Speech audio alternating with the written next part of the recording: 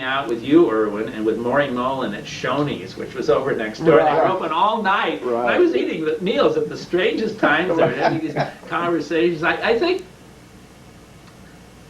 what I've always enjoyed most about conventions is that and board meetings too. I mean, I've always had at least one real soulmate, and actually the two of you have been my two main soulmates over the past many years, and that's always.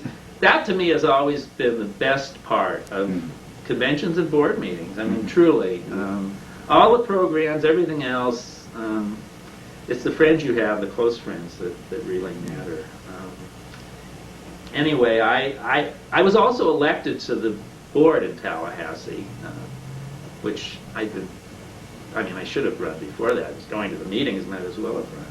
Also, that was the year, too, of the guy from New York who went practically skinny dipping in the pool at the dorm, right as some parents were coming with their son or daughter to check out the dorm that the kid was going to live in, because we were in the dorms at Florida State because Ollie worked, and I guess that, I don't know what happened, but there was a major flap over that. It was, anyway, so let's see. San Francisco, are we still taping? We're okay. Good, good. San Francisco, 1990. I remember the memorial service by Lake Merced with Renee McCoy. It was a beautiful setting, and it was quite a thing. I mean, that's the one memorial service I think I do remember that stand out. I also remember John Pugh, who. Maybe I shouldn't say that. I remember walking up the street with him to some events, and it was a slight hill, and he was already not well, and I was thinking, my goodness, how does he even make it up this hill? He will not be with us much longer. My God, he lived another 6 years after that. Yeah. I remember that. I remember, too, doing awards that year. I was new on the board. I went on the awards committee with Don Moses, who was one of the absolutely nicest people I've ever known in this organization, or in life, for that matter. And we did the awards together, and I remember it sort of because I decided I was never really very out in this organization. I was always a little reserved, and I still am. But I remember that year I did awards, and I'm not a bad stand-up comic in certain situations, and apparently I injected enough levity into the award ceremony that people were saying, gee, we didn't know that it was like, we didn't know you were alive. Anyway, that was, I sort of felt in a way that I was, sort of came out a little in the organization as a person at that convention. And that year too, we marched in the Gay Pride Parade here in San Francisco. Detroit probably is a convention I just as soon forget. Not because of Detroit, but because of a personal matter that was very painful. But anyway, it was my own fault. I've learned my lesson never to mix romance with BWT conventions. I do remember, though, going to this outing in Windsor at this bar where Happy Tap. The Happy Tap, yes. And that was a very painful day for me, as Irwin remembers. I don't, Les doesn't, because you weren't really there. But I remember driving back to the hotel in Detroit, and Irwin, you and I, and John Williams, and Craig Beardsley, and somebody else. Paul Cloutier. Was it Paul? We're sitting in the lobby, and was it a woman from the staff of the hotel came in, and we had the most riotous time with her. Yes, yes. And then going up on the roof of the hotel and watching the fireworks over the river, because this was actually the 1st of July. It was Canadian Independence Day, so they were having a joint fireworks celebration, and standing on the roof of the hotel and watching those. That was. I do remember that, and that partially rescued my week, although not much could rescue that week. Dallas in '92. I remember this because this this was the big set to in the House of Delegates. John Bush was at his peak of whatever he was at. I have since felt much, much closer to John, and I really consider him a very good friend, but we really went at it in '92 because I was on the board, and it seems funny to say this now because we just went through a convention where the board didn't really report to the House at all about what we were doing, but in '92 the House was demanding to know what the board had done during the year, quite rightly, and we didn't really have a written report, and so the House recessed, I guess, and then they were going to reconvene, I guess, the next day. So the board, I guess we hurriedly came up with a report, not only of what we had done, but what we were going to do the next year. And I was given the task of presenting this to the House. Well, this was the first year we had speakers of the House. Homer Adams and John Williams were the speakers of the House. And so the House was asserting itself anyway. Well, we get into this meeting, and I start giving this report, and I announced, I think right up front, that I was going to tell both what we had done and what we were going to do. And I don't think I'd gotten that what we're going to do out of my mouth before John Bush shot up and said, I didn't ask for that. I don't want to know what you're going to do. I want to know what you did. And he went into just an amazing hissy fit, which, anyway, I started arguing with him, and we went back and forth, and it was I won't say it was a battle of titans because there was only one titan involved, but it was quite long, and Homer finally basically allowed me to speak over John's profound disagreement. But later that week, I got the co-chair's award. Bob Williams gave it to me, and afterwards, John did come over and congratulate me, and I said, well, John, you know, we kind of mix up. He said, oh, I wasn't mad at you. I wasn't mad at you. I mean, it was vintage. It was vintage, John. You know, 1 minute, well, anyway. I kind of missed those days in a way. I kind of wish the House was a little more exciting than it was. I don't remember. Oh, I remember going. I don't know if you were there, Erwin. We went to a Western restaurant on the outskirts of Dallas at the beginning of the convention. I remember John was there, and I remember it was a large group of people, and it was really crazy. I mean, it was a wild time, and I don't remember what we were doing, and I probably was just watching, but somebody was cutting up, and it was pretty crazy. But anyway. Do you remember the rodeo? Did you go to the rodeo? I did go to the rodeo, yes. It's a wonder we weren't attacked by all those rednecks in there. But anyway, I enjoyed the rodeo. I think it's the first one I'd ever been to. And the last one, probably. No, I went, a friend from work got some people together to go to the gay rodeo in Burbank a couple years ago. I went briefly there. But, do you remember at that rodeo that our group were actually cheering when the bull won rather than the cowboy? it was a wonder we weren't killed. Yeah. Chicago. Well, other than a sort of an extended chapter of my disquiet from Detroit, which I will definitely not go into here. Of course, and this has been reported before. Les, you of course reported this in your interview last year. The talent show. I mean, no one can ever forget Madam X. But I'll leave that because you did a better job of reporting that than I ever could. I just remember, there's funny things that stick out in your mind. The Bismarck Hotel, which has now changed its name, I just remember, and I'm not one who's into wallpaper and stuff like that, but I remember this incredible black wallpaper with yellow or red flocking everywhere in this hotel. I mean, it was enough to make your eyes start spinning. Anyway, that.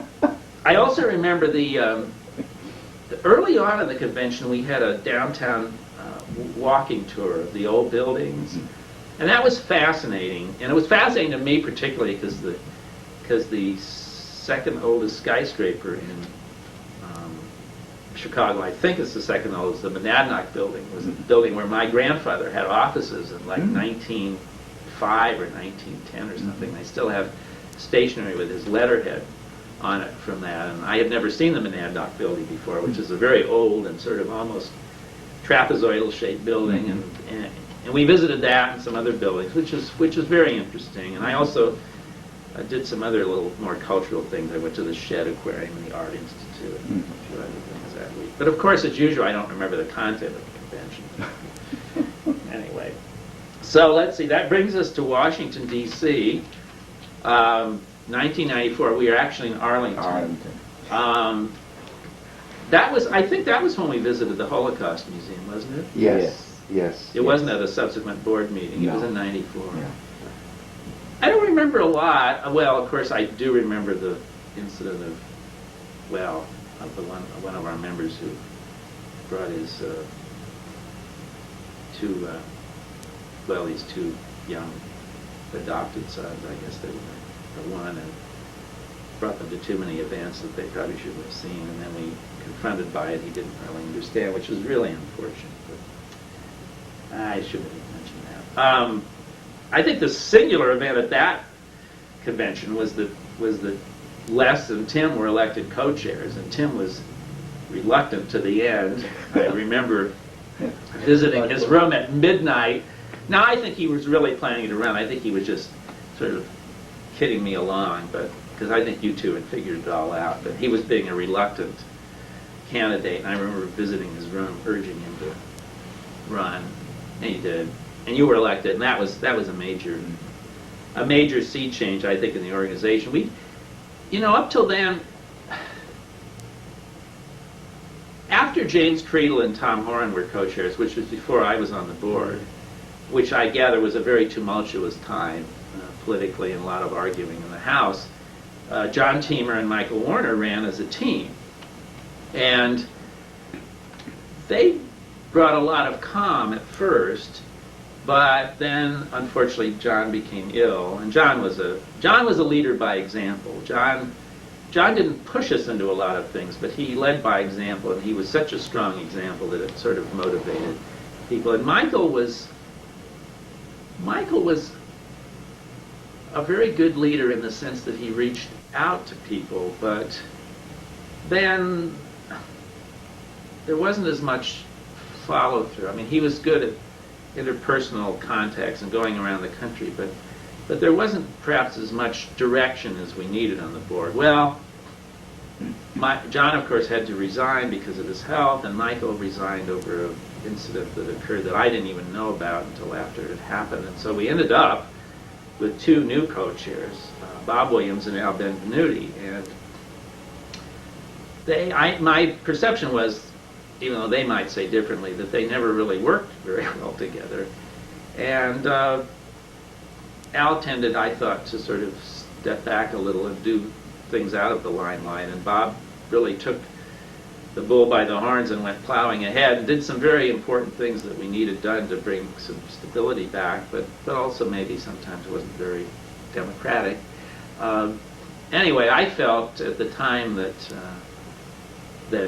you and Tim were elected co-chairs, and it was clear that you had discussed things beforehand and really ran as a team, that I really had high hopes for some different direction in the organization, and I think those were realized, and I think those were the really good years of this organization. I think we're still feeding off of those, even as perhaps there's not as much energy now as there was, but in any case, that was the big event in Washington as far as I was concerned. Key West, the next year, 95, other than the fact that Les became paired at that convention, although none of us knew it happened until months later. I can still remember you came out in October. Right, to LA. And we had a board meeting in San Diego, and you came to LA, and we drove down to San Diego, and I remember we were sitting in a restaurant in Laguna Beach. We were just sitting there talking, just the two of us, and he's saying, well, guess what? And I said, what? He said, I'm getting married. I was like, these was interesting. He said, well, no one else knew either. So, anyway, that was the big event in Key West. But at Key West, it was hotter than hell, but the ambiance there was great. We stayed in this wonderful old hotel. We even recruited one of the hotel staff to become a national member. He paid his dues, too. It was a great hotel, although my room, I think, was right over a bar area where there was a band playing or something. Fortunately, I have no trouble sleeping. But the whole town, you know, it was just overgrown. It was just green and overgrown, and it was sort of dripping with the tropics. And I remember there were several restaurants. One in particular we ate at that was sort of indoor-outdoor, and we kept going back there. Soup. Remember they had fresh soup. Is that right? Yeah, it was very, very popular. Cold soup or? Also hamburgers, remember? It was very green and it was outdoors. Yeah, I remember that. Well, anyway, there were. That was the place that began, I think, our 3-year tradition of having our talent show at a place that subsequently burned down.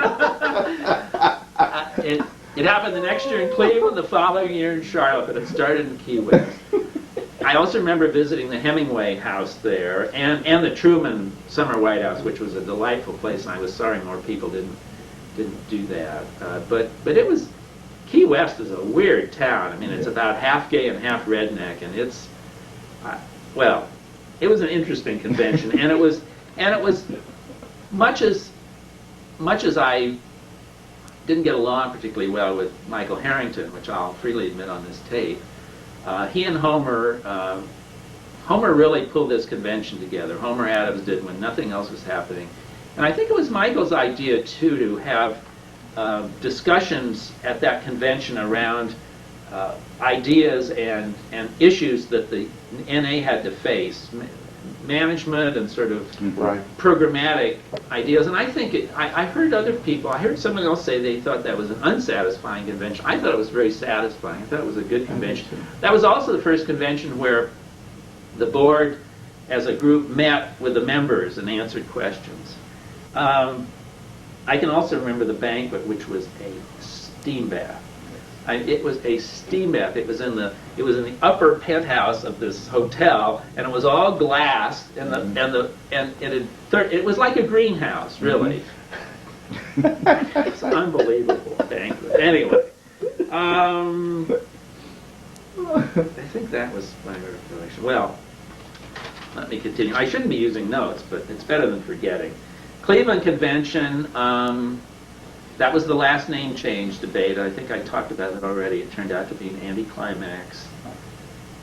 I remember that was the convention where I went to the Rock and Roll Hall of Fame with you and Will, which was a place I never probably would have visited otherwise. But it was interesting. It was fun. That convention, though, the location wasn't that satisfying. It was way out of town. It was in a hotel. There wasn't really a neighborhood around there. I always like to take at least some walks around where we're staying. Like in Charlotte the next year, we were on the outskirts of town, and about a half mile away you could walk in these beautiful neighborhoods, and I did that some, and it was nice. But Charlotte's a funny city. There's not much there downtown. It's such a new place. I think I saw the whole city in about an hour. But anyway, that was a good convention. Again, I don't have very specific recollections of it, other than that we walked quite a ways to meals, and there was a whole strip of restaurants up west of there where we walked. And I guess that was where we first began focusing on the multiracial, multicultural institute, isn't it? Yes, it was at that And that's time. where you, Erwin, were first re-elected to the board, and took that over. And because I can remember meeting with John Williams and Paul Hawkins there and talking about some of that stuff. And that's the year Homer was elected. Right, Homer was elected. We had gone to staggered terms for co-chairs, which was a thoroughly pernicious idea, and we should have abolished it years ago. And I think it's a terrible detriment to this organization. And I'll say that again and again, because we ought to have co-chairs that run together, but nevertheless we don't. So Tim's term ended.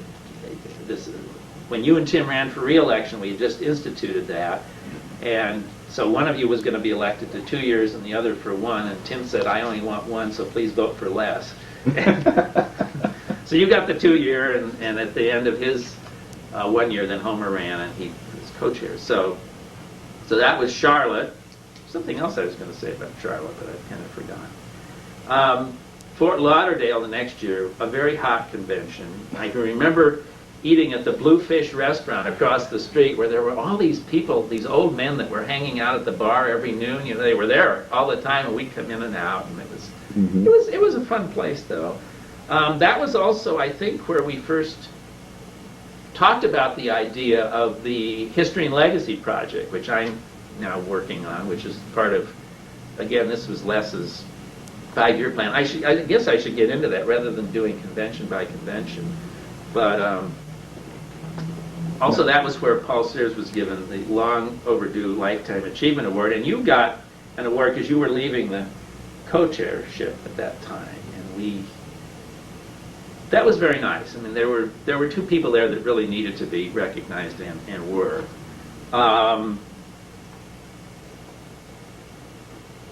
I guess we should get back to the History and Legacy Project or something. Well, you're Yeah. almost done with convention Yeah, now. Philadelphia the next year. I remember we took that trip to Atlantic City, which was fun. It was my second visit. And did you go on that trip, Les? No. Okay, because we had gone to Atlantic City on St. Patrick's Day the Right. year before when it was Yeah. freezing, so cold that we could barely stand up on the boardwalk, and we ate at an Irish pub with those two ladies from Allentown, Pennsylvania. Right. Well, this was my second visit to Atlantic City, and it was every bit as tacky as it was the first time, except at least it was warm enough you could walk around. That was also the convention where, Erwin, you will remember this, there was the Egyptian man Oh, that, yes. that came to the lobby and Oh, yes. wasn't very interested in the content of our convention, but was definitely interested in meeting men, and I believe that was one of my other unfulfilled opportunities for a little activity at conventions, but it went unfulfilled. I avoided a lot of events at that convention for whatever reason. I took a lot of walks on my own, and I remember I didn't go to a lot of things. There were all these book readings at this bookstore, and I didn't go. But I ate at some nice restaurants, and I walked around a lot, and I did my work. I mean, so that brings us to San Francisco, which truly was one of the most uneventful board and house meetings I've ever attended, and I really kind of missed a little mix-up. I mean, even if I thought somebody was being stupid and had to try and correct them, but nothing really happened this year. I mean, I couldn't even be arrogant at this meeting. Well, you did have a flash of anger for a moment. I did, and I can't remember what it was, but since I have one at every board meeting, every house meeting, they all mush together. So here we are. We're in San Francisco. It's the 7th of July, 2000, our 20th annual convention, of which I've been to the last 16. And we're doing this interview. Well, I'd like to ask you something. This is a very broad question. I don't know if you've considered it, but in all these years that you've been a member of the organization, what would you consider the greatest accomplishment for this organization? Probably being here. I mean, I've listened to some of the interviews, and I remember things too about the activism we had in the early years, and certainly wonderful things we've done locally, and we have done some very good things nationally. I think certainly the Resisting Racism Manual, which is still out there and has been revised and been used by other groups, not just ours, is a major, major accomplishment of this organization. But I really think, and I guess this is part of maybe it's a minimalist view. I mean, there's always been a tremendous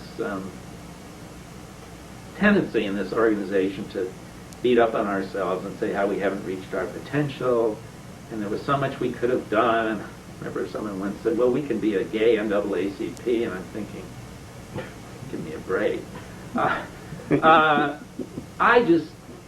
I think the fact that we're here, that we've provided such a wonderful place for the people that have participated over the years, that we have these conventions every year that really broaden local people's perspectives and their horizons, and meet people from across the country who have who are facing similar issues, but also from different points of view. Just the fact that we are here and that we.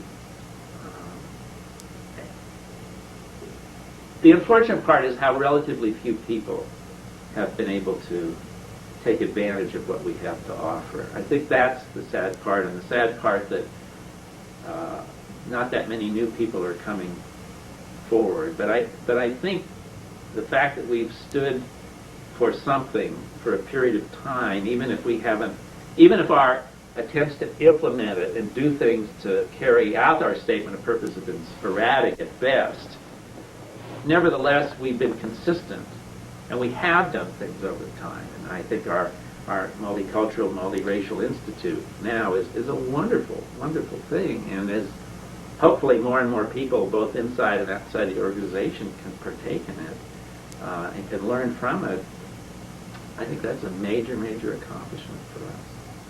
But the fact that we have survived on very little money, I mean, we really are an underfunded organization. We don't have a wealthy constituency, basically. There are people in this organization who can give, but they're in a minority. And while we don't always give all we could or should, we basically, I think, generally give within our means. And we're fighting a lot of things. We're fighting homophobia in the black community. We're fighting racism in the gay community, and we've survived despite that. And we've been helped mightily by the mighty Michael Smith Trust. But I think we'd be here even without that. We wouldn't be in this good shape. And hopefully we can use that in even better ways in the succeeding years, now that we've gotten ourselves a little more together financially and institutionally. But, now, during the past 2 years, you have been very involved in the History and Legacy Project as part of the overall strategic plan. What has all that been about? And what has been your involvement? well, we're trying to preserve our history, and also maybe at some point let other people know about it. Right now, we're trying to preserve it. We've had an extremely unfortunate record of archival preservation in the past, but all is not lost, because most of our basic stuff that really documents what we did, and things like pictures, old convention programs, old newsletters, minutes and agendas from board and house meetings, most of those we can still put together, and we're trying to do that. And we want to keep a record of it ourselves, I believe, but we certainly want to make sure it's in an archive that's accessible to people, and we're going to do that by placing it with an archive here in San Francisco. At the same time, the thing that we really, unfortunately, did miss out on is so many people in this organization have died.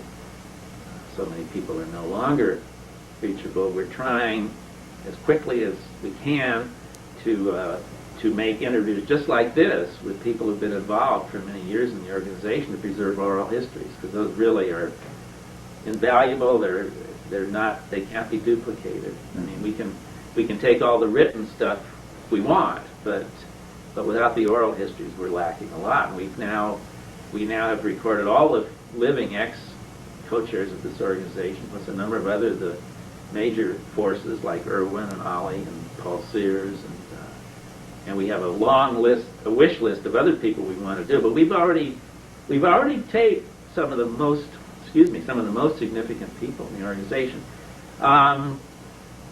Also, there are other things we want to do. I mean, there are video records of old conventions, which we're hoping to get, and we haven't quite assembled those, and there are lots of photos out there. I mean, there's a potentially unlimited amount of things we can do, and we're doing as much as we can. I've gotten quite a bit of good help from the two of you, from D.A. Leonard in Milwaukee, from Regis D'Angelini in Philadelphia, who helped us come up with some of the questions we answered here, from Kirk Reed in Greensboro. Jim Ivory has assembled some stuff. So we have a functioning committee. Maybe it doesn't work as often as it should as a committee, but the main thing I think these early years is to get the raw material while it's available, and then at some point we'll have to decide what to do with it. I'm hoping sometime we have a written history in our chapter development manual, and some of the local chapters have done histories, but it isn't a complete history by any means. The chapter development history is mainly a history of conventions, not so much of how the entity as an organization has evolved. So there's a lot we need to do, and how we end up doing it, it's a work in progress. Yeah. But it's part of our 5-year plan. It was to your credit that you decided I should be in charge of it. You never consulted me, I'm happy to say, but I'm happy to do it. Well, you just made one of those executive decisions for which you're now duly famous. Yes. And it was a perfect fit for me. It's something I've enjoyed doing. Mm-hmm. Well, I would say that we certainly must commend you for the energy and the commitment that you brought to the project, because you've done an excellent job in pulling this all together. And I think even before this time you had never even run one of these fancy videos, right? That's true. I bought one. But I had the idea, and I actually got the idea from a guy that came to a reunion of my Peace Corps group 5 years ago, and he started doing interviews with people in our group about their Peace Corps experiences. And I saw that tape, and even though it was every bit as amateurish as the ones I'm doing here, it was wonderful, and it's a great way to preserve oral history. In the grand scope of things, this is another one of those broad questions. How has 15 years of membership in this organization changed your life? Well, 17 on the LA chapter, 17. or the former LA Right. chapter. Oh, I mean, it's had a major effect on my life. I can't sit here and say it is the sum total of my social life, because it's not, but it's been about the sum total of my life as a gay man. I came out very late. I won't get into details, but it would probably amaze some people. And I really had no social romantic life of any sort until I joined DougN2 Los Angeles. And frankly, I don't have much of one now. I have a social life, not much of a romantic life. But I'm at least comfortable with that, and I've experienced enough to at least know where I'm at. It's certainly made me a more aware person. I mean, it's not only served and dealt with a lot of my personal needs, but it's had an amazing effect on my consciousness. When I was a child of the 60s. I grew up in the 60s. I was very committed intellectually to the civil rights movement, but I did not go down to Alabama and ride buses as some people in my high school class did. It certainly formed my politics, though. I mean, I came from a sort of an apolitical Republican family, and the civil rights movement was what changed me overnight. But until I got in this organization, I never really did anything other than be for something.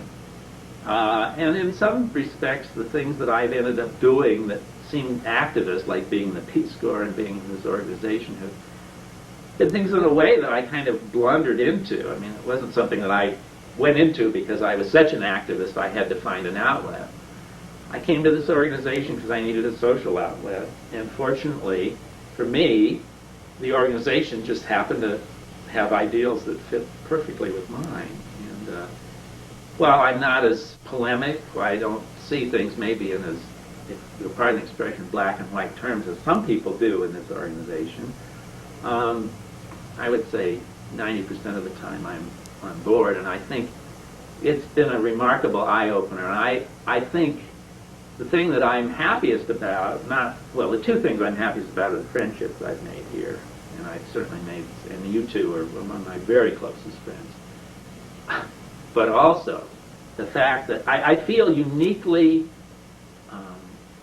privileged as a white liberal man in his 50s to have had this experience, because it's an experience that most of my peers outside of this organization have not had. Even the most liberal and open-minded among them do not have the same experience in an interracial situation that I have had. They don't see things the same way. And I just think back to the O.J. Simpson trial, where it never really shocked me, much as I felt he was guilty, and I might say much as probably my closest black friends probably agreed with that assessment.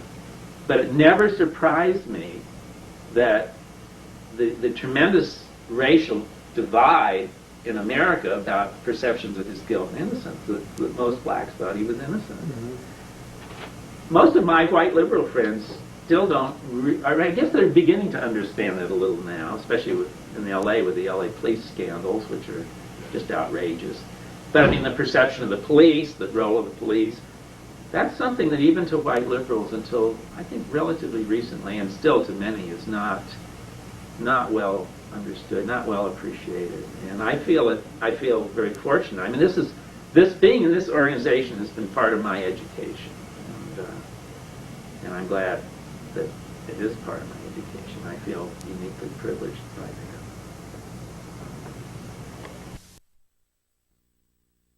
As a continuation of your last statements, how have you seen race relations change in the 17 years that you've been a member? Well, I must admit I am disturbed by the rise of separatism. When this organization was founded, I think assimilation or interraciality, maybe not assimilation, that's a wrong term, but interraciality, I think, was clearly something that most people in our situation, most people who cared about race issues, were committed to. I think most people were, and I think now that's not the case. And as I said in this article I wrote in our journal this time, I mean, I think there are very good reasons why African Americans in particular are extremely frustrated and angry at the pace or lack of pace on the racial front, and why there's a motivation toward separatism. But I think, personally, I think it's ultimately self-defeating, but I don't want to be, I can't make that judgment for other people. I'm not, everybody, and for some people separatism must be the right answer and the only way to go. But I think as a societal-wide issue, it's self-defeating. What bothers me is when people who feel that separatism is the way to go attempt to enforce that on other people who may not feel that way. And I know, I have the sense from what I hear that, especially among the younger African American gay men, that there's a lot of pressure from their brothers who are separatists to not associate in an organization like this. And I find that very offensive. I mean, I think, there are different ways for different people, and I regret that, and I think that has been one of our problems. I mean, we have many, and that's certainly not an excuse, but so I think that's unfortunate. But I also see in this organization the people that do come seem to me just as committed to our statement of purpose and what we're trying to do, and working together as they always have been. In fact, I think in a sense, the African American men, and I don't mean to focus just on them, but I do think separatism is more an issue in the African American arena. But I think the African American men who are still here are perhaps even more committed to interraciality and are not going to be easily dissuaded from trying to make it work, trying to bridge the gaps, trying to get over the differences that we have, and recognizing them, but trying to make those bridges to understanding. And it's a continual challenge, there's no doubt about it. But I think in a sense, maybe it's just because I'm older and a little more philosophical about things, but it seems to me there's a lot more harmony within this organization. Such of us older men in it that are left. In the early years, there was an awful lot of mistrust of motives, even, and I talked about this before in the name change, which I always thought was really a great waste of energy and resources, human resources, to spend so much time distrusting one another. And I do think we've gotten past that. So I think within our organization, maybe, even though our numbers have dwindled, maybe racial relations within the organization are better. I hadn't really thought about that before, but I think to some extent that may be true. Maybe I'm being a Pollyanna about that. Society, I mean, there are gains all the time, and there are increased frustrations. Depending, it's the cup is half full, the cup is half empty. I mean, society is more integrated on some levels, and more opportunities on some levels, and the gap between rich and poor, and to the extent that that's class and race-based, is greater. So, it depends. I mean, we should be doing better. That could be said. Obviously, we should be doing a lot better. Douglas, what are some of the memorable times that you can recall of events that have happened at board meetings? Well, I made my list here. All right. Well, I had the benefit less of watching your interview again recently when I was doing some taping for this, and of course the San Antonio board meeting in the San Antonio River Inn, where I know you spoke of the snoring proclivities of our two housemates there. But I just remember this place. I mean, we ended up there because the host of the board meeting had this terrible snit with a fairly reputable hotel, and we ended up in this little motel with these little stucco bungalows that were built in the 30s and had a little archway, drive carports next to them, and I mean, this was out of the Dewdrop Inn vintage of motel, or I don't know where this place came from. It had quaintness written all over it, and of course the only other patrons there were an elder hostel group, which was probably fitting, but we did have that incredible room, and that actually, I said earlier, the only convention where I shared a room with 3 people was Boston. Well, that was the only board meeting where I shared it with 3 people, and the beds were about as big as these, and the room was smaller, but well, of course I remember Seattle too, which you've already recounted about my near encounter with the Seattle police. That would have been very unfortunate had it happened. Tampa was, I think that was the first board meeting that you came to, I think, wasn't it? Because that was the first time we sort of did anything together, and I remember that very well because you remember we stayed with that couple that lived sort of out of town, and the guy was a retired military man, and his ex was living out in a trailer anyway. Well, that involves personalities. Ollie stayed in one room, and we stayed in the other, and you lost a ring there, and they found it like 5 years later. Yes. And we got up the last morning to leave, and frankly, we wanted to leave. We wanted